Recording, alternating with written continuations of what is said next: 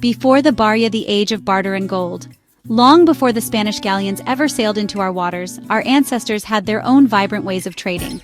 Imagine a bustling marketplace, not with the clinking of coins we know today, but filled with the sounds of negotiation and the exchange of goods. This was the age of barter. A farmer with a basket full of rice might trade his harvest for a fisherman's fresh catch.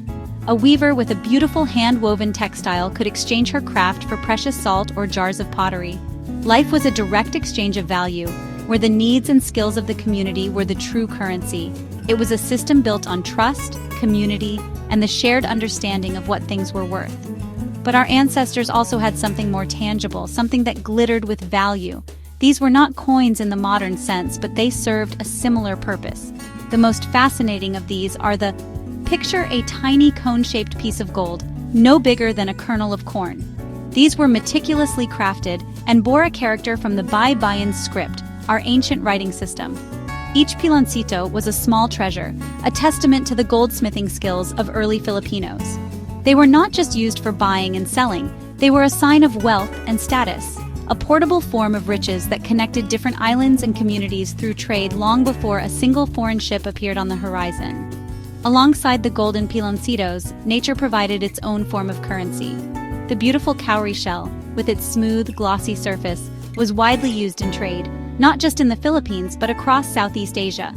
These shells were easy to carry and count, making them a practical medium of exchange for everyday transactions.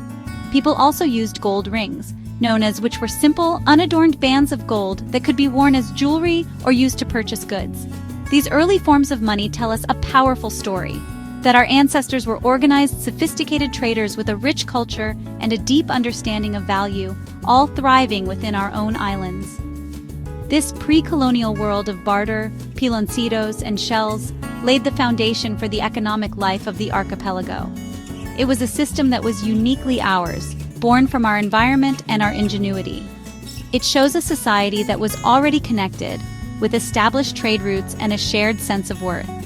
When we look back at these early forms of currency, we see more than just objects for trade.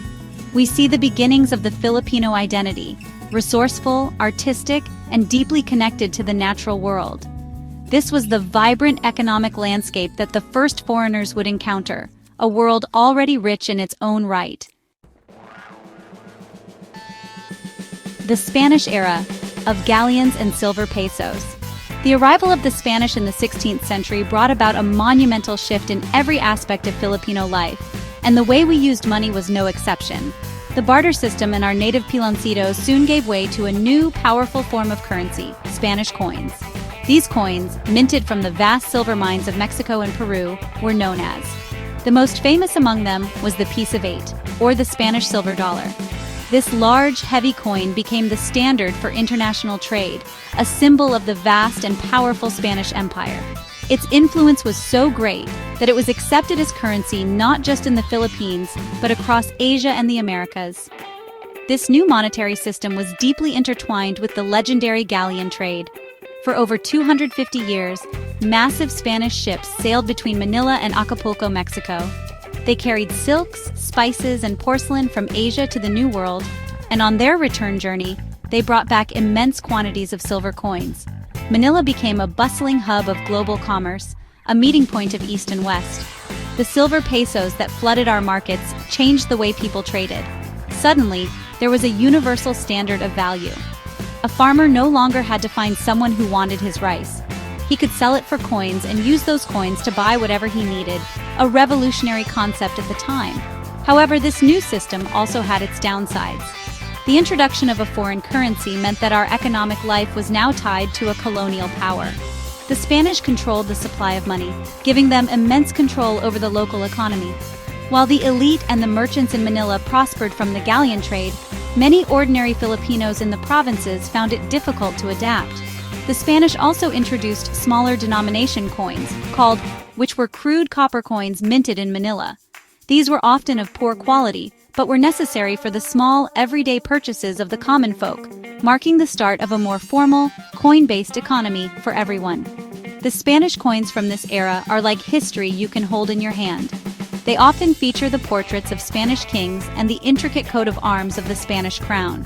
One of the most iconic coins was the or Two Worlds coin, which depicted two globes representing the Old and New Worlds, crowned and set between the Pillars of Hercules.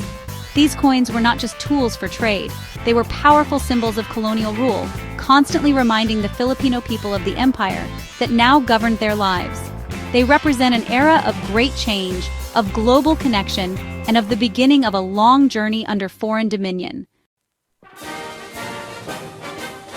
Coins of a revolution, a symbol of a new republic. As the 19th century drew to a close, the winds of change began to blow fiercely across the Philippines. Decades of simmering resentment against Spanish rule finally erupted into a full-blown revolution. In 1898, General Emilio Aguinaldo declared Philippine independence, and with the birth of the First Philippine Republic came the need for a new symbol of sovereignty, our very own currency. The revolutionaries understood that having their own money was just as important as having their own flag and national anthem. It was a bold declaration to the world that we were a free and independent nation, capable of managing our own affairs. The coins minted during this brief but glorious period are among the most treasured in our history. Minted under the authority of the Malolos Republic, these coins were simple but full of meaning. The most famous are the 2-centavo copper coins. Imagine the pride our revolutionary leaders must have felt seeing these coins for the first time.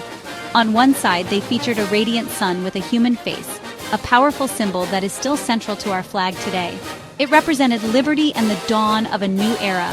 Below the sun were the words Republica Filipina, leaving no doubt about the authority behind the coin. On the other side of these revolutionary coins, a triangle was inscribed with the denomination 2 centavos de peso. The triangle itself was a powerful emblem, representing the ideals of the Katipunan liberty, equality, and fraternity. These coins were not minted in a grand, state-of-the-art facility. They were produced under difficult wartime conditions, often with limited resources and equipment. This makes them even more special.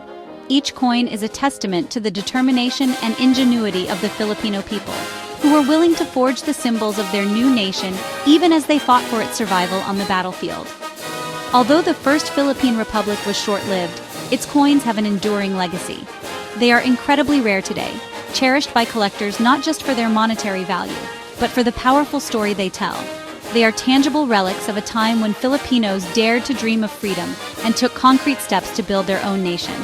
Holding one of these revolutionary coins is like holding a piece of that dream. It is a reminder of the courage of our heroes and the foundational moment when we first asserted our identity as a sovereign people, ready to mint our own destiny, one coin at a time. A new master, a new coinage, the American influence. The dream of the First Philippine Republic was cut short by the arrival of a new colonial power. Following the Spanish-American War, the Philippines was ceded to the United States, marking the beginning of the American era. With this new administration came a complete overhaul of our monetary system. The Americans sought to standardize and modernize the economy, and a key part of their plan was to introduce a new set of coins. This new currency was designed to be stable and reliable, replacing the confusing mix of Spanish and revolutionary coins that were still in circulation across the islands. The coins introduced under American rule are known as the Philippine American series. Minted from 1903, these coins were beautiful and symbolic. The silver coins, from the 10-centavo piece to the 1 peso coin, featured a striking design. On one side stood a figure of Lady Liberty, holding a hammer and resting her arm on an anvil, with the majestic Mount Mayon volcano smoking in the background. This imagery was meant to represent the American ideal of progress and industry being brought to the Philippines. It was a powerful message, showcasing America's vision for their new territory. On the reverse side of these coins was the official seal of the Philippine Islands under U.S. sovereignty, an eagle with its wings spread, perched atop a shield. This design clearly communicated that while the Philippines had its own identity, it was under the protection and authority of the United States. The coins were minted in the United States, at facilities in Philadelphia and San Francisco, ensuring high quality and uniformity. This new, stable currency helped to fuel economic growth, making trade simpler and more predictable for businesses and ordinary people alike. This era of coinage lasted for several decades, even continuing after the Philippines became a Commonwealth in 1935. The designs remained largely the same, but the inscription was changed from Filipinas to Philippines, reflecting the transition towards greater self-governance. These coins became a part of daily life for a generation of Filipinos. They were the use to buy goods at the pay for transportation and save for the future. They represent a complex period of our history, a time of modernization and economic development, but also a time of learning to navigate life under a new, powerful colonial master. The period of relative stability under American rule was brutally shattered by the outbreak of World War II. In 1942, the Japanese Imperial Army occupied the Philippines, an event that plunged the country into a period of darkness, fear, and extreme hardship. With the occupation came a new currency, issued by the Japanese Military Authority. This money was meant to completely replace the existing Philippine-American currency and assert Japanese control over the economy. Filipinos, with their characteristic sense of humor even in the darkest of times, quickly gave this new money a nickname, Mickey Mouse money. The name Mickey Mouse money perfectly captured how people felt about this currency. It was seen as worthless and comical, like play money from a cartoon. The bills were printed on cheap paper and in very large denominations, including notes for 500 and 1,000 pesos. The Japanese military printed vast amounts of this money without any solid backing, leading to hyperinflation. Prices for basic goods skyrocketed. A sack of rice that might have cost a few pesos before the war soon cost thousands of pesos in Japanese-issued notes. People had to carry huge bundles of cash just to buy simple necessities. In response to the occupation, Filipino guerrilla fighters and local governments loyal to the Commonwealth printed their own emergency currency. These were known as guerrilla notes or emergency circulating notes. They were a powerful act of defiance. Produced in secret, often on crude printing presses with whatever paper and ink were available, these notes were a symbol of resistance and a promise that legitimate government would one day return. Using these notes was incredibly dangerous. Anyone caught by the Japanese with guerrilla currency could be severely punished or even executed. Yet many Filipinos bravely continued to use them, a quiet rebellion against the invaders. When the war finally ended and American forces liberated the Philippines, the Japanese-issued Mickey Mouse money was declared completely worthless overnight. People's life savings, held in this occupation currency, vanished in an instant. This devastating economic collapse left a deep scar on the nation. The experience of the war, the worthlessness of the occupation currency, and the bravery behind the guerrilla notes all became a crucial part of our national story. It was a painful lesson in the importance of having a stable, sovereign currency, a lesson that would shape the economic policies of the independent Philippines for decades to come. After the devastation of World War II, the Philippines stood at a crossroads. On July 4, 1946, we finally achieved full independence. A new republic was born, and with it came the urgent task of rebuilding our nation and our economy. One of the most important steps in this journey was the creation of a central monetary authority. In 1949, the Central Bank of the Philippines, now known as the Bangko Sentral ng Pilipinas, or BSP, was established. This institution was given the monumental responsibility of managing the country's money supply, ensuring price stability, and issuing our very own national currency. The establishment of the central bank was a declaration of our economic sovereignty.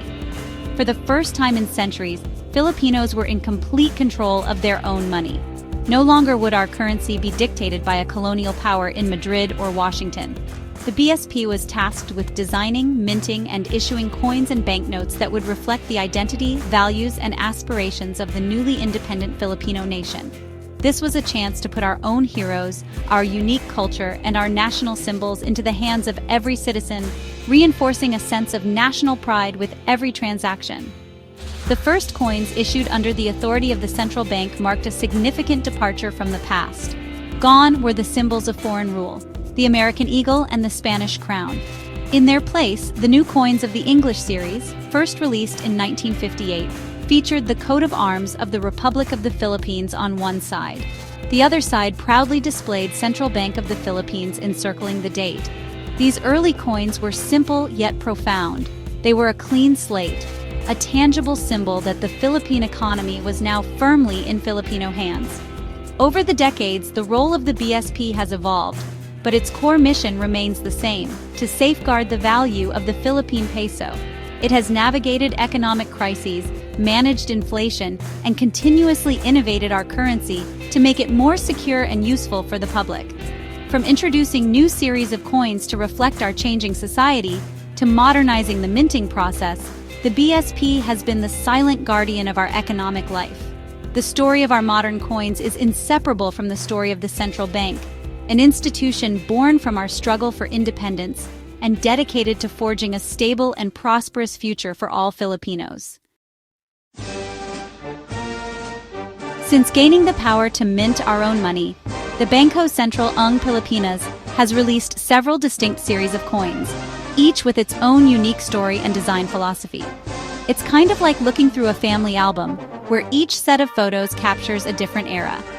The first major change came in 1967 with the introduction of the Filipino series. This was a huge step in fostering national identity, as all the inscriptions on the coins were changed from English to our national language, Filipino, which is now called Filipino. For the first time, words like Republica ng Pilipinas appeared on our coins, making them feel truly and completely our own.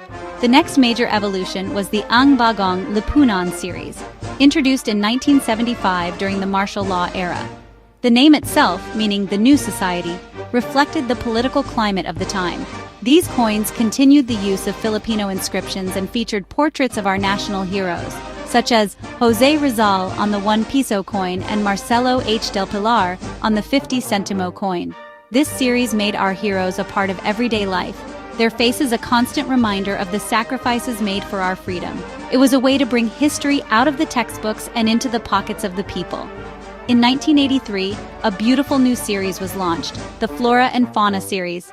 This collection celebrated the rich biodiversity of the Philippines. Each coin featured a native animal or plant, connecting our currency to our natural heritage.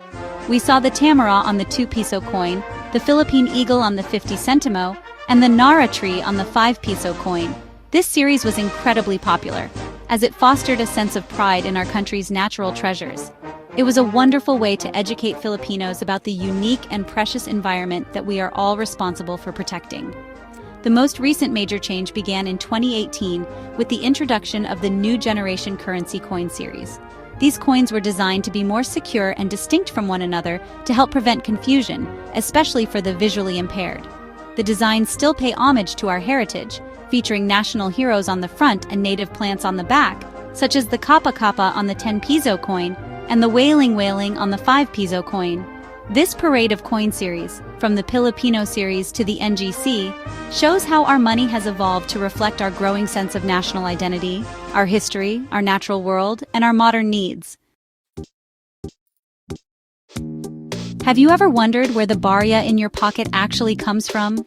For decades, the heart of our nation's coin production has been the BSP Security Plant Complex, located on East Avenue in Quezon City. This high-security facility is where blank metal discs, called planchets, are transformed into the coins we use every day. It is a place of immense precision and power, where massive coining presses strike the metal with incredible force, stamping the intricate designs of our heroes and national symbols onto each piece. It is here that raw metal is given its value and its identity as Philippine currency. The process of making a coin is a fascinating blend of art and industrial science. It all starts with the design, which is carefully created by artists and historians. This design is then sculpted into a large plaster model, which is eventually used to create a master die, a hardened steel tool that contains the negative image of the coin. These dies are then used in the coining presses. Sheets of metal alloy are fed into machines that punch out the blank planchets. These blanks are then cleaned, polished, and fed into the press, where they are struck with tons of pressure between 2 dies, instantly creating the finished coin. For a long time, the Philippines relied on foreign mints, like those in the United States and Great Britain, to produce our coins. However, establishing our own mint at the security plant complex in the 1970s was a major step toward self-sufficiency. It meant we had the domestic capability to control the entire life cycle of our currency, from design to production to circulation. This facility not only mints coins but also prints our banknotes and handles the destruction of old, worn-out money, making it the central hub for the physical currency of our nation. Looking to the future, the BSP is planning a major upgrade. A new state-of-the-art currency production facility is set to be built in New Clark City, Tarlac. This move to a more modern and larger complex reflects the growing needs of our economy. It will allow for more efficient production, enhanced security features, and the capacity to meet the demands for currency for many years to come. This transition from the historic plant in Quezon City to a futuristic facility in New Clark City marks the next chapter in the story of our money, ensuring that the process of minting our nation's coins continues to evolve with the times. At the end of the day, a coin is more than just a piece of metal with a monetary value stamped on it. It is a small, circular canvas that tells the grand and sweeping story of a nation. Each coin we have explored is a historical document, a tangible link to a specific moment in our past. When you hold a rare piloncito, you are touching the world of our pre-colonial ancestors. When you examine a Spanish silver peso, you can almost hear the bustling markets of the galleon trade. These objects connect us directly to the people who came before us, allowing us to feel the weight of their history in our own hands. The designs on our coins are a powerful reflection of our national pride. By choosing to feature our national heroes, from Jose Rizal to Apolinario Mabini, we honor their memory and keep their stories alive for future generations. When we put the majestic Philippine eagle or the resilient tamaraw on our currency, we are making a statement about the value we place on our unique natural heritage. Our coins are a daily lesson in history, culture, and civics. They celebrate what it means to be Filipino, circulating symbols of our identity through the veins of our economy for everyone to see and share. This is why old and rare coins are so valuable to collectors, a field known as numismatics. A coin's worth to a collector is determined by several factors. Rarity is key. Coins from the First Philippine Republic, for example, are incredibly scarce and therefore highly sought after. The condition of the coin is also crucial. A coin that looks almost new is far more valuable than one that is worn and damaged. Historical significance plays a huge role as well. A coin minted during a pivotal moment, like a revolution or a war, carries a story that makes it priceless to those who cherish our past. From the shells of our ancient shores to the modern high-tech coins of the new generation currency, the evolution of Philippine coinage is the story of the Filipino people. It is a story of trade and tradition, of colonization and revolution, of war and survival, and finally of independence and nation building. Our coins are a testament to our resilience, our artistry, and our enduring spirit. So the next time you have a peso in your hand, take a closer look. You are holding more than just money. You are holding a piece of the Philippines.